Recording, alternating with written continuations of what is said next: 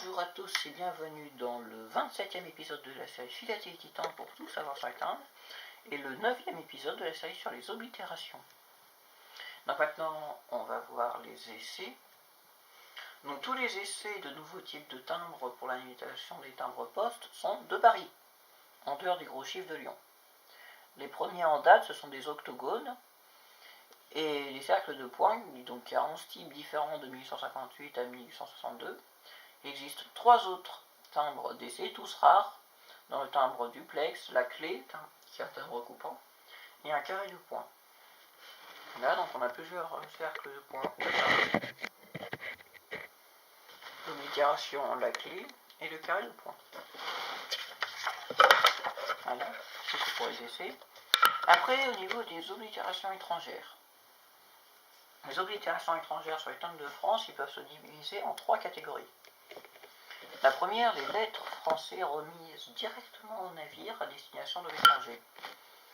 Les plus faciles à trouver, ce sont les oblitérations espagnoles, italiennes et anglaises. 2. Les timbres à date sardes, sur timbre de France, lors du rattachement des départements des Alpes-Maritimes, Savoie et Haute-Savoie en 1860. Dans cette même catégorie, on peut ranger les oblitérations allemandes de la guerre de 1870, lors de l'occupation du territoire français. Puis les cachets mécaniques à main du bureau américain de l'exposition de 1900 à Paris. Il y a 6 types différents. Cette deuxième catégorie, c'est à peu près celle des bureaux étrangers en France. Dans la dernière catégorie, on range pêle-mêle toutes les lettres qui ne sont pas oblitérées par oubli au départ de France, et dont les timbres ils ont été annulés à l'étranger. On note aussi pour les spécialistes des antipostaux, des cartes réponse internationales, qui sont surtout utilisées entre 1885 et 1900. Là, par exemple, on a plein de cachets étrangers. Il y en a certains qui viennent un petit peu bizarre. Après, les oblitérations mécaniques.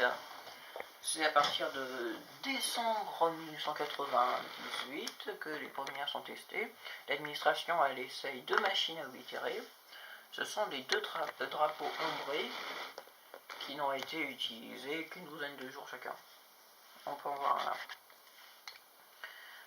En 1900, les oblitérations mécaniques entrent en exploitation régulière. Une machine est utilisée au bureau de l'exposition universelle et 2 autres au bureau central de Paris. Vers 1904, la forme drapeau est remplacée par des lignes droites et ondulées d'un nombre variable, mais en général c'est de 7. En 1916, les lignes muettes sont remplacées par des seconds divers, coller le timbre en haut et à droite par exemple. Vers 1923, on a des fans qui deviennent publicitaires, comme ceux pour Nice, mais sans toutefois être commerciales comme en Italie. Enfin, vers 1925, la ville de Nice présente sa première flamme illustrée, donc qu'on a là. Après les Daguins, vous avez peut-être déjà entendu parler de la machine à oblitérer Daguin. Les Daguins, ils oblitèrent le timbre à l'aide d'une petite machine à main dès 1884, c'est une combinaison démontable de 2 timbres. Puis vers 1923, l'un donne des indications postales et l'autre par des baudets ou des spécialités du lieu. Indications postales et baudets et spécialités du lieu.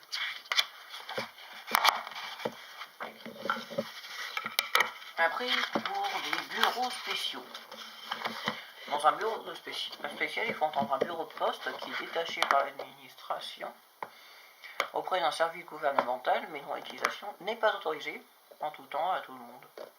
Les bureaux spéciaux, ce sont de vrais bureaux qui effectuent toutes les opérations postales. On peut prendre par exemple celui de l'Assemblée nationale, du directoire exécutif, du Conseil des anciens, du Conseil des 500, des consuls de la République, le Sénat, la Chambre des députés, le tribunal, la Maison du Roi, selon les différents régimes politiques et cités succédés. On en a plein, la poste du Sénat conservateur,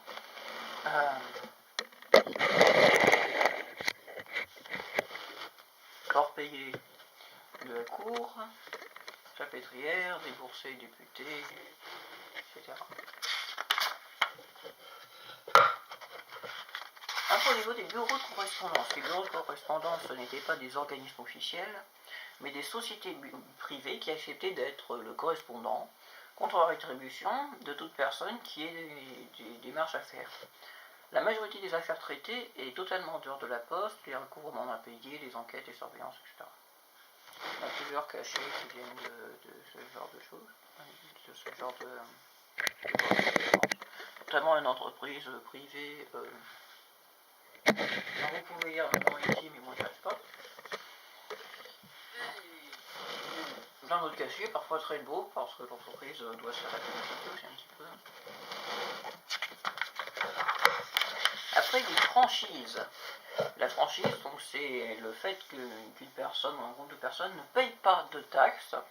C'est accordé par la loi à certaines correspondances qui sont relatives au service de l'État. Comme par exemple la franchise militaire. La franchise est donc fonction de la qualité du destinataire ou de l'expéditeur. La qualité de l'expéditeur se reconnaît par un cachet nommé contreseigne qui énonce la fonction. Donc il y a beaucoup de formes de timbres.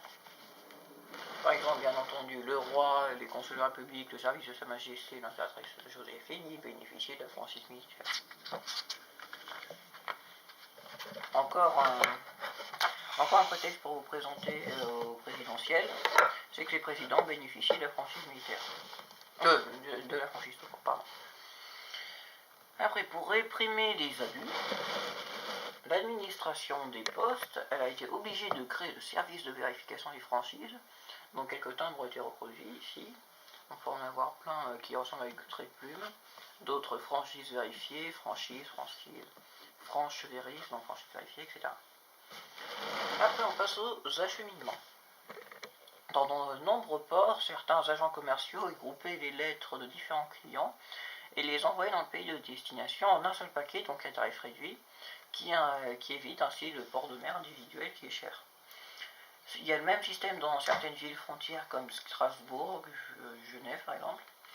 En règle générale, les lettres ainsi transportées portent au dos une indication manuscrite ou un cachet commercial du genre acheminé par X, votre dévoueur, etc.